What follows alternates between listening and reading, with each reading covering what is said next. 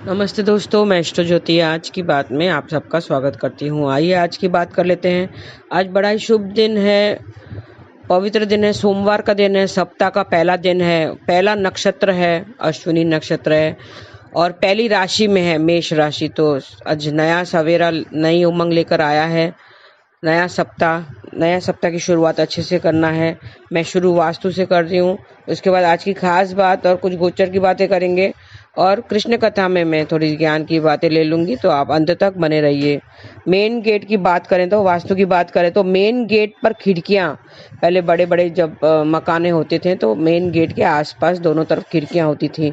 आजकल खैर संभव नहीं है मेन गेट के आसपास खिड़कियां लगाना, लेकिन वास्तु के हिसाब से घर के मेन गेट पर खिड़की बनवाना अच्छा रहता है। किस तरह से खिड़की बनाना चाहिए? दोनों तरफ छोटी छोटी खिड़की होनी चाहिए। ऐसा करने से घर में सुख शांति रहती है। मेन गेट के दोनों ओर समान आकार की खिड़कियां हो तो सकारात्मक ऊर्जा आती है। इससे एक चुंबकीय चक्र का निर्माण होता है और एक खिड़कियों की संख्या सम होनी चाहिए, इवन होनी चाहिए और नहीं होनी चाहिए। ये थी वास्तु की बातें। अब योग और तिथि की बात कर लेते हैं। द्वादशी तिथि आज रात 12:20 तक रहेगी। आज सुबह 9:11 तक सौभाग्य योग रहेगा, फिर शोभन योग लग जाएगा। सौभाग्य योग जैसे आप नाम से ही जाने जाते हैं, सौभाग्य बढ़ाने वाला रहता है और शादी वगैरह, शादी से वैवाहिक जीवन सुखमय रहता है। अगर सौभाग्य योग में शादी होती है तो वैवाहिक जीवन सुखमय रहता है। सुखमय वैवाहिक जीवन के लिए ये योग बड़ा ही अच्छा है। बाकी शोभन योग शुभ कार्यों और यात्राओं के लिए भी उत्तम है। इस योग में यात्रा मंगलमय और सुखद रहती है। जिस कामना से यात्रा की जाती हो वो भी पूरी हो जाती है। शोभन योग में बड़ा सजिला एवं रमणीय भी कहा जाता है। और आज रात 12:06 तक अश्विनी नक्षत्र रहेगा। अश्विनी पहला नक्षत्र है। इसका प्रतीक चिन्ह घोड़ा है जो हमें गति और यात्रा का आरंभ का सूचक देता है। अश्विनी नक्षत्र को किसी प्रकार की यात्रा से जोड़ा जाता है। ये नक्षत्र यात्रा, कृषि, नया वस्त्र खरीदना, इन सब के लिए शुभ माना जाता है। इसके जातक के कार्यों में कार्यों को शीघ्रता से आरंभ करने के लिए कहते हैं। ये लोग किसी की सलाह पसंद नहीं करते हैं। इसका स्वामी केतु है और इसका संबंध कुचिला के पेड़ से बताया गया है। तो अश्विनी नक्षत्र के दौरान कुचिला के पेड़ की उपासना करनी चाहिए। उसे किसी भी प्रकार की क्षति या नुकसान नहीं पहुंचाना चाहिए। और आज की खास बात ले लेंगे, हर्षल का गोचर। हर्षल मतलब यूरेनस इंग्लिश में कहते हैं। 1 जून की दोपहर 3:16 पर हर्षल वृष राशि में जा चुका है। गोचर हो चुका था, मैंने उस दिन भी बताया था 1 तारीख को, क्योंकि फिर कल एकादशी थी, इसके लिए कल भी नहीं बता पाई। आज मैं बता रही हूँ गोचर के बारे में। हर्षल यानी यूरेनस सूर्य की कक्षा का ही एक ग्रह है, सबसे छोटा ग्रह है। ये सूर्य की 7वीं कक्षा में उसके चारों चक्कर लगाता है। ये पूरे 84 वर्षों के बाद एक चक्कर पूरा करता है, मतलब एक राशि में 7 वर्ष वो बिताता है। 7 अप्रैल 2017 को हर्ष ने मेष राशि में प्रवेश किया था और अब हर्षल का गोचर अचानक बदलाव करने वाला होता है। यह अभी 7 साल के बाद में वृष राशि में प्रवेश कर चुका है। ये देश की राजनीति और धार्मिक विचारों को बदलाव का सूचक है। मनोवैज्ञानिकों, रिसर्चों और चिंतकों के लिए यह शुभ माना जाता है। ये आत्मिक शक्ति प्रदान करता है। ये शक्ति के अंदर आत्मिक शक्ति, आत्मबल का संचार भी करता है। मिथुन, तुला, कुंभ राशि के लिए ये बलवान समझा जाता है, जबकि मेष और वृष राशि के लिए यह अत्यंत घातक फल देने वाला समझा जाता है। तो ये 7 साल के बाद गोचर है। शनि के बाद में, शनि की 7.5 का जो आता है, उसके बाद शनि के बाद ये महत्वपूर्ण ग्रह माना जाता है यूरेनस, जिसको हर्षल कहते हैं।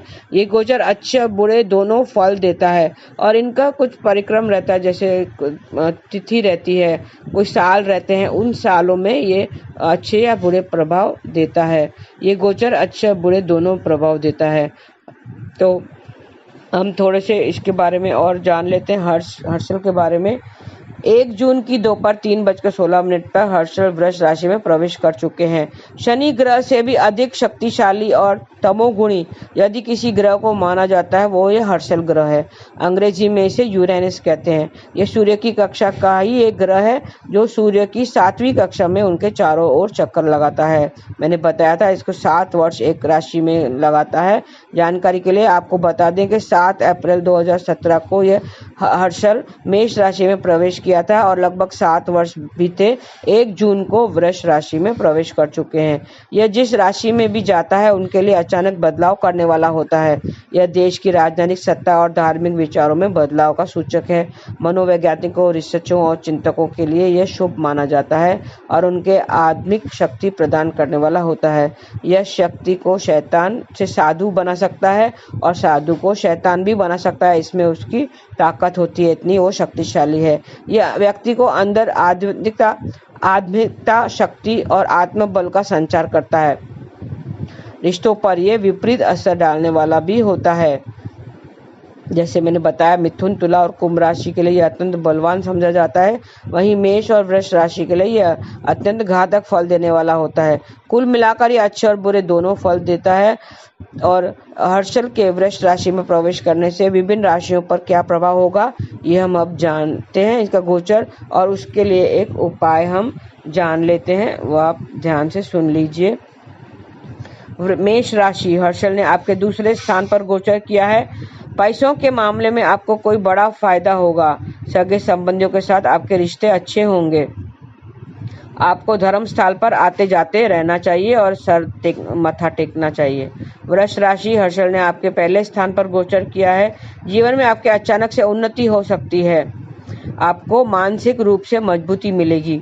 आप दही का दान करें। दही या दही से बनी हुई चीजों का दान करना चाहिए। मिथुन राशि, हर्षल ने आपके 12वें स्थान पर गोचर किया है। जीवन शैली को सुधारने के लिए कुछ खर्चा करेंगे। आपको ग्रस्त जीवन और स्वास्थ्य ठीक रहेगा। शरीर के साथ मानसिक रूप से अच्छा महसूस करेंगे। आप जास्मीन की सुगंध अपने पास रखनी चाहिए। जास्मीन के फूल अपने पास रखें तो अच्छा प्रभाव पड़ेगा। कर्क राशि, हर्षल आपके 11वें स्थान पर गोचर कर रहा है। आपको आमदनी में कई नए सोर्स मिलेंगे। उधार के लेन देन से सावधानी रखनी चाहिए और सफ़ेद कपड़ा आप अपने पास रखें तो शुभ फलों की प्राप्ति होगी। सिंह राशि, हर्षल आपके 10वें स्थान पर गोचर करेंगे। हर्षल ने 10वें स्थान पर गोचर किया। आपके बनते हुए काम के कुछ दिक्कतें आ सकती हैं। आमदनी के किस प्रकार की परेशानियां नहीं होगी। आपके सरकारी कामों में रुचि हो सकती है। आपको तेज पत्ता और नमक का दान करना चाहिए, यह उपाय है। कन्या राशि, हर्षल आपके 9वें स्थान पर गोचर किया है। आपकी उच्च शिक्षा के योग बन रहे हैं। बिना मेहनत के कुछ भी संभव नहीं होगा, इसके लिए मेहनत करनी पड़ेगी। धार्मिक कार्यों में आपकी रुचि बढ़ सकती है। उत्तर पूर्व में भगवान शंकर का चित्र लगाएं तो आपको शुभ फल की प्राप्ति होगी। तुला राशि, हर्षल ने आपके 8वें स्थान पर गोचर किया है। इस गोचर से आपका स्वास्थ्य अच्छा रहेगा। शत्रु पक्ष के किसी तरह की परेशानी नहीं होगी। खास व्यक्ति की मदद से टैक्स संबंधित काम भी पूरे हो जाएंगे और आपका गोचर आपके लिए स्वास्थ्य अच्छा रहेगा। और आपको गायत्री मंत्र का जाप करना चाहिए।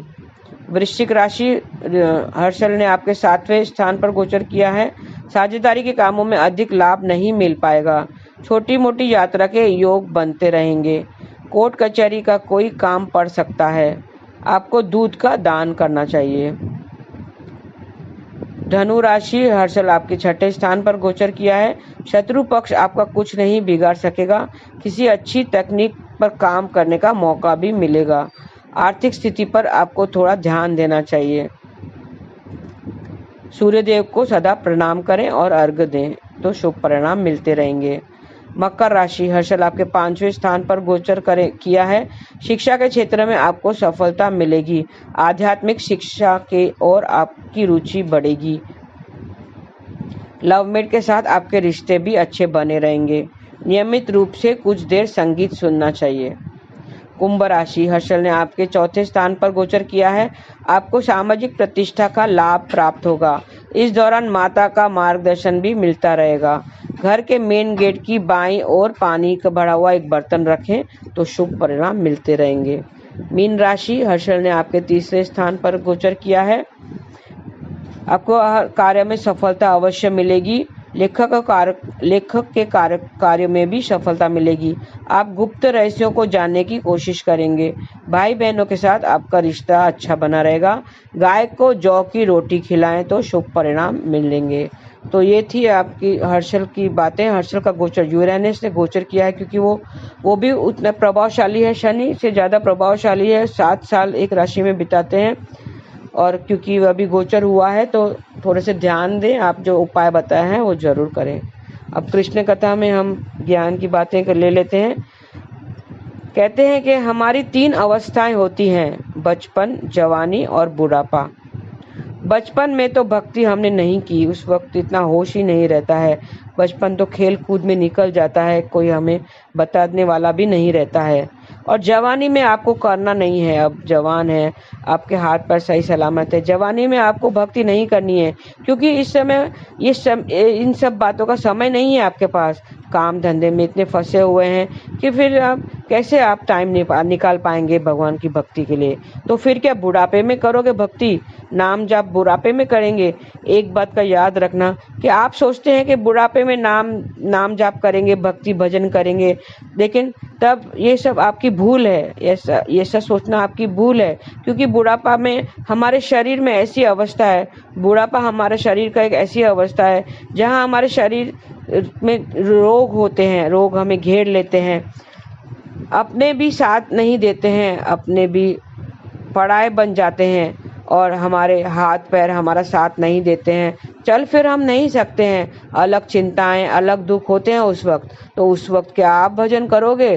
कोई मंदिर ले जाने वाला नहीं होगा, कोई साथ देने वाला नहीं होता है उस वक्त। तो अभी आप सही सलामत हैं, हाथ पैर चल रहे हैं, दिमाग भी सही से काम कर रहा है, और भगवान की दया से धन संपत्ति भी पड़ी हुई है, सेहत भी बराबर है। तो अभी भजन कीर्तन कर लो, अभी तीर्थ यात्रा पे चले जाओ, अभी भगवान की भजन करो, कीर्तन करो, नाम जाप करो।